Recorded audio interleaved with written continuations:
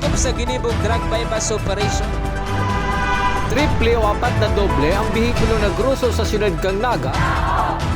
Mas complain ng police station kang Naga City Police Office. Newsbreak. Sa headlines kan mga barata, punong barangay kang San Roque, tinambak Camarines Sur pinagbabadilgadan. PNP padagos ang hot pursuit operation.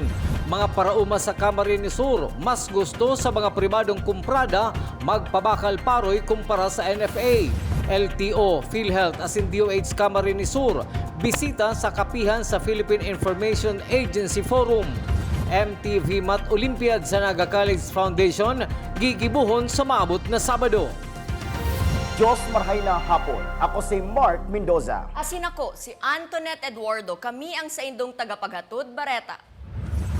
Dead on arrival sa Tinambak Municipal Hospital si Barangay Chairman Shirley Balonzo kan Barangay San Roque, Tinambak, Camarines Sur matapos ining pagbabadilon-gadan kan suspek na si Joseph Marivillon e Gregorio, residente kan kaparehong barangay. Pasado alas 9 kan subanggi mientras na nakatukaw sa atubangan kan sa iyang sari-sari store ang biktima kang ranihon kan suspek asin pagbabadilon ni nagkapirang beses asin marikas na nagdulag. Susog ki Police Senior Master Sergeant Rizalino Pante, investigator on case, padagos ang ginigibong niya na hot pursuit operation laban sa suspek asin kaibanan kaini anda ipaman pinapangaranan kan mga otoridad.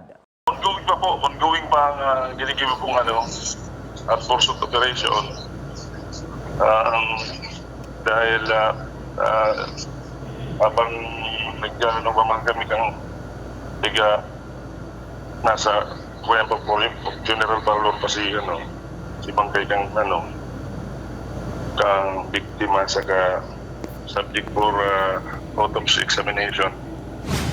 Sa iba pang bareta, pinagribayan na ang Chief of Police kan Kamaligan, Camarines Sur na si Police Major Louie Ordonez. Nangunyan yaon muna sa Camarines Sur Police Provincial Office. Si Police Major Ordonez ang pinagsalidahan kang sarong Police Major Andres na hali subuot sa National Capital Region. Naging marhay subuot ang liderato ni Police Major Ordonez sa Banwaan in Kamaligan, Camarines Sur sa paagi kang sa iyang mga programa asin proyekto siring kan Poso ni Chief. Pagpapailaw sa mga poste, pagbisto sa mga marhay na gibo kan mga opisyal kan barangay, pagpadaranin cake sa mga senior citizen na may kumpleanyo asin iba pa. Sa kasumpay na Bareta, lokal na gobyerno Kanaga natawan in 300 slots para sa Special Employment for Student o SPS ngunya na taon. Ang detalye sa report ni Melvin Machado.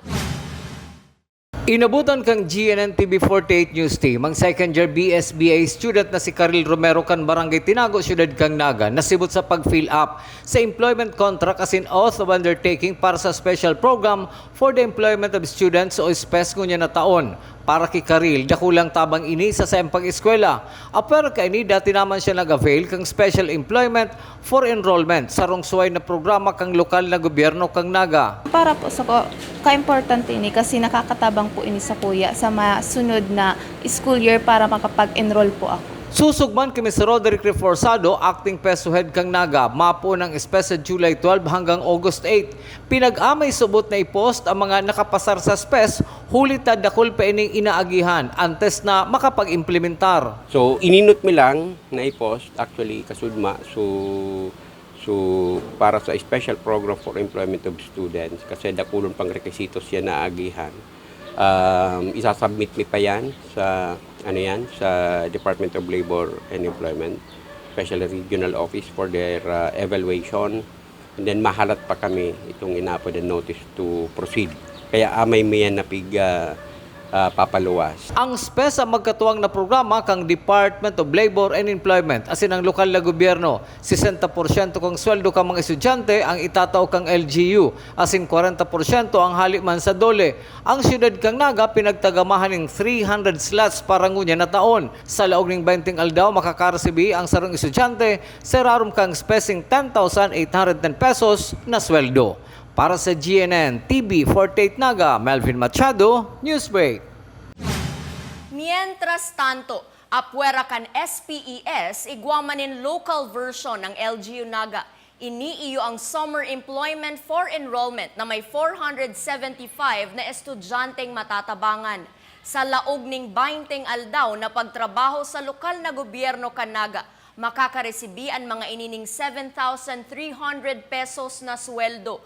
Ang pondo ang hali mismo sa lokal na gobyerno kan Naga. Mapuon ang SEFE sa June 13, sagko July 11 ngunya na taon. Pero ini pong summer employment for enrollment, iyo po inibaga sa programa na pig-localize kang city.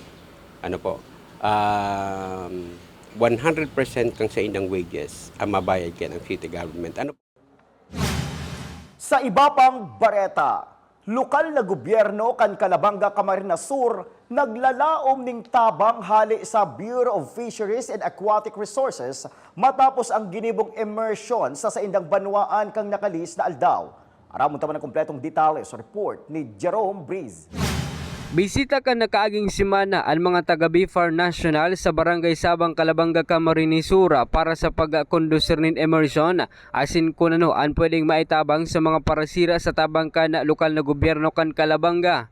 Sigun kay Mayor Eugene Severo kan Calabanga, dakulang kaugmahan sa parte ninda na mabisita kan National Office kan BIFAR para maaraman ang pwede pang maitabang sa mga parasira sa Calabanga. Actually, last week po, ang kaugmahan kasi ang head ng national sa BIFAR nagbisita po sa Muya. Nag-immersion po sa Barangay Sabang, puon po ng morning nag-attention ng bulong ito po sa sira. And hanggang 3 p.m. ngayon po siya sa Barangay Sabang, nag-immerse po siya sa pagbody, process kan si sira, and nakaulay si community. And nag-ulay naman po kami for the programs na manood po sa maliliit na mga mangingisda. Ang assurance nilang din po dyan, ang biro kang Bantay Dagat ni kasi binabumit po si organization kang Bantay Dagat, talagang from the scratch. Ang sabi po, gabos na hero po nila, well coordinated with the maritime, kung may operasyon man, and kung sakaling observation, after apprehension, diretso report sa maritime and sa PNP, and may apprehension report. Gabos po kasi dapat may inventory kita. Piglalauman na sa mga maabot na bulan, igwananin kasimbagan asin update ang BIFAR National kung ano ang pwedeng tabang ang dadarahon sa mga taga Calabanga, Camarines Sur, lalo na ang suporta sa mga nagigibonin tuyo o dried fish asin iba pang produkto nagikan sa sira. Para sa Janan TV48 Naga Jerome Breeze, Newsbreak. Sa iba pang bareta, kinumpirmar ni Director Joyce Hilvano kan Population Commission Bicol na halangkaw ang bilang kang teenage pregnancy sa rehiyon kung sain kadaklan subuot sa amay na nababados iyo ang mga kababaihan na nag-iedad 15 anyos pababa. Kabali sa intervensyon na nahihiling iyo ang pagbisita asin pakikipag-olay sa mga lokal na gobyerno para matawan subuot nin solusyon ang mga nasabing problema.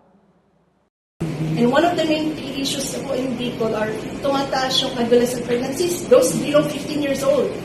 At ang mga partners nila maybe of the same age, yung iba older age. So that's also an issue that we would want na ma-address. And we're fortunate na mababa Dr. San Fernando, but we don't want the issue to paano mag-rise baga. So let's handle the situation. But we also would want to address yung ma-involve very strong daw ang katropa. If you're familiar with katropa, male involvement in family planning. Kalalakihang tapat sa responsibilidad at obligasyon sa pamilya. Every barangay here daw has been tapped na meron na yan. And sana po yung we're gonna plan it out na ma-federate ba? It's like gonna be alliance and ganito. Because they will be able to prevent not just yung anti-violence against women and children, but at the same time, makatulong talaga involved sa family planning. Sa pagbabalik kang Newsbreak, mga taga-LTO Naga, PhilHealth as in Department of Health, Camarines Sur, bisita sa kapehan sa Philippine Information Agency. Yan asin iba pang mga bareta sa pagbuelta kang GNN TV 48 Naga Newsbreak. Dakop sa ginibong drug bypass operation. Triple o 4 na doble ang bihikulo na gruso sa siyudad kang Naga. Mas complain ng police station kang Naga City Police Office. Newsbreak. This event is brought to you by Naga College Foundation, the home of the champions. Enroll now for as low as 2,000 pesos. For more details, visit www.ncf.edu.ph.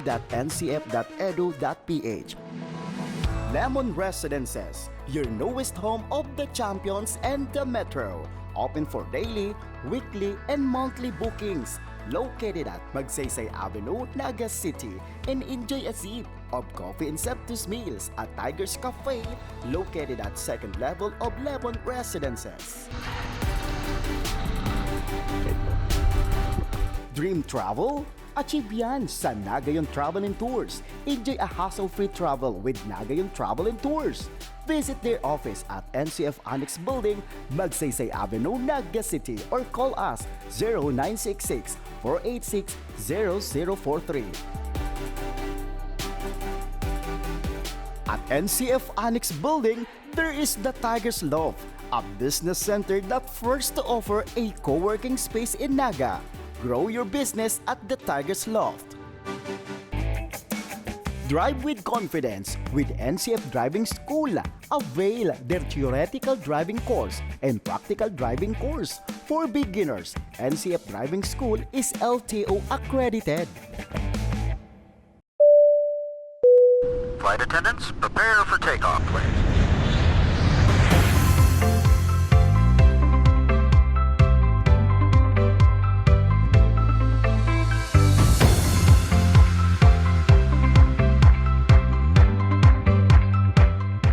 Slip life vest over your head. Take the tape around your waist.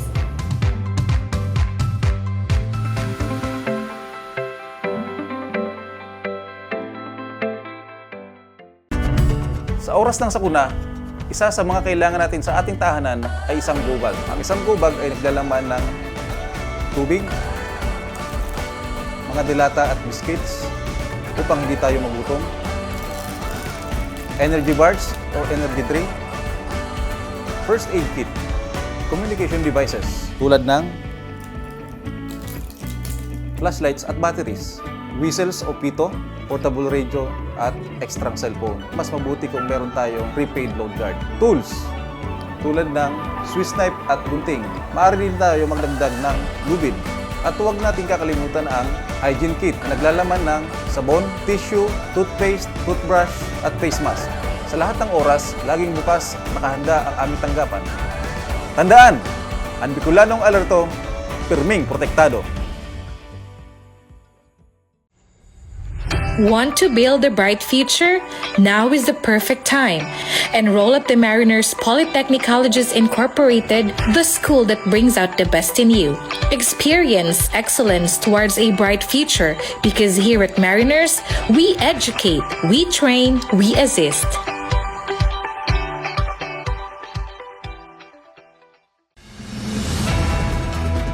Dakop sa ginibong drug bypass operation. Triple o apat na doble ang bihikulo na gruso sa siyudad kang Naga. Mas complain ng police station kang Naga City Police Office. Newsbreak.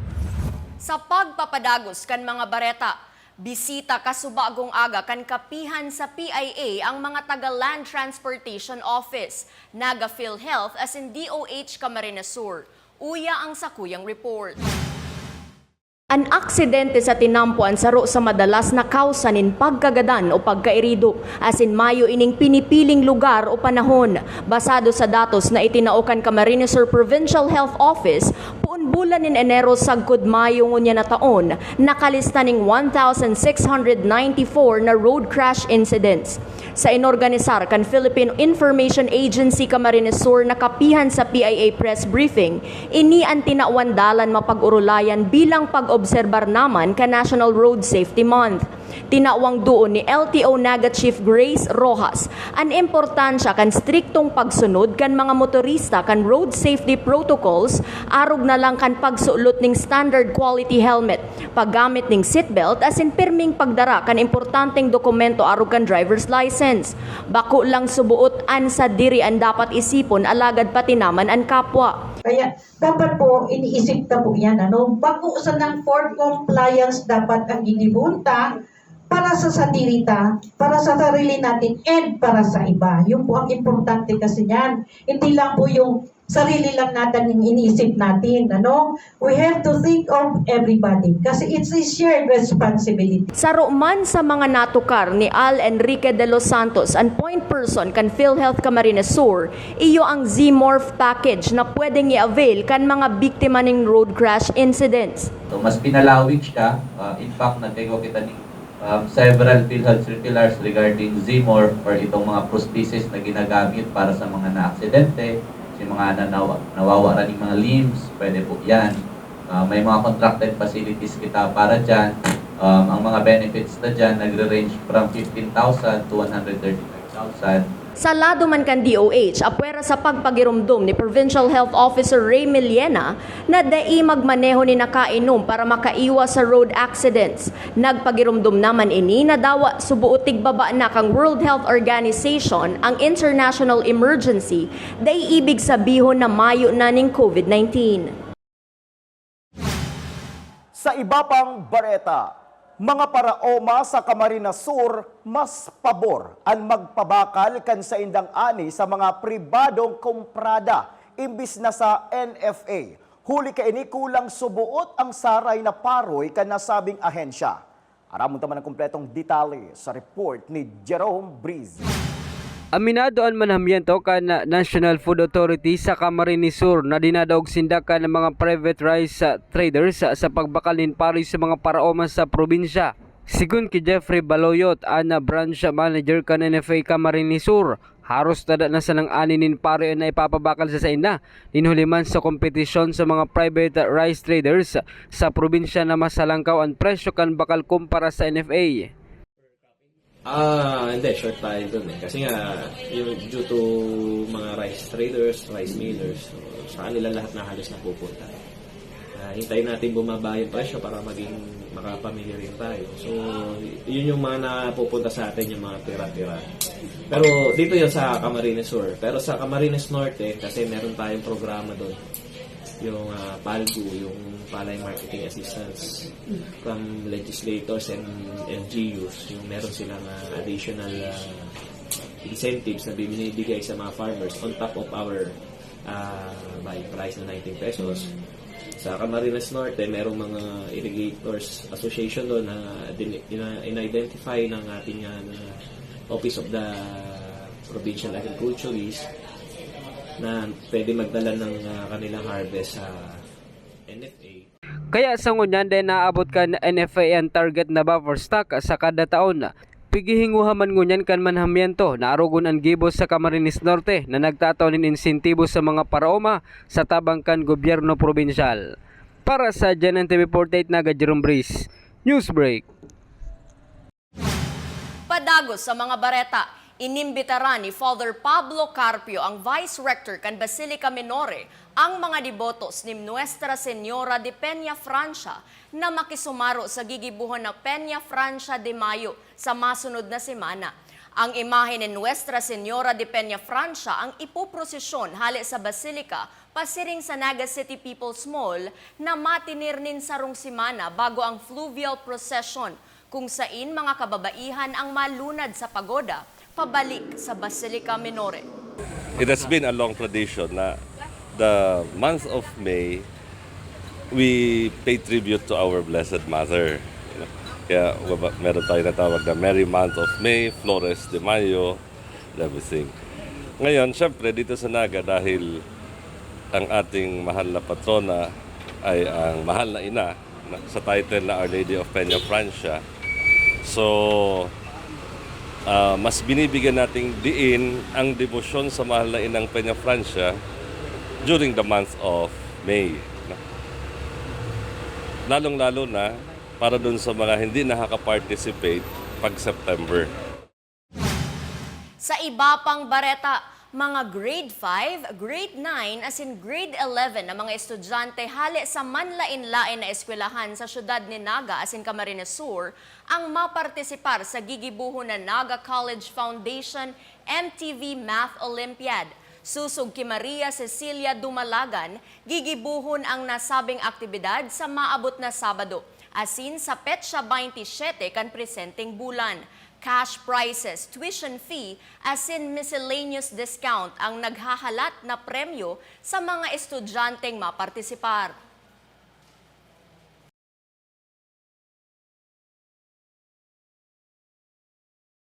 Math Olympiad, it's an invitation for those public school in Naga and Kamsur only, and also in private school outside NCF or the entire Naga City and Kamsur.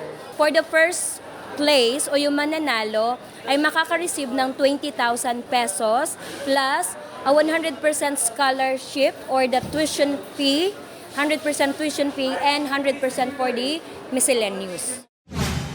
Asin yan ang mga bidang baretang nakalap kan mas pinakusog na puwersa kan GNN TV 48 Naga News and Bicol Affairs. Day malingaw na i-follow ang samuyang official Facebook fanpage GNN TV 48 Naga. Ako po si Mark Mendoza. Padagos kaming mahatod din mga baretang garantisadong nangingenot as sinapapanahon.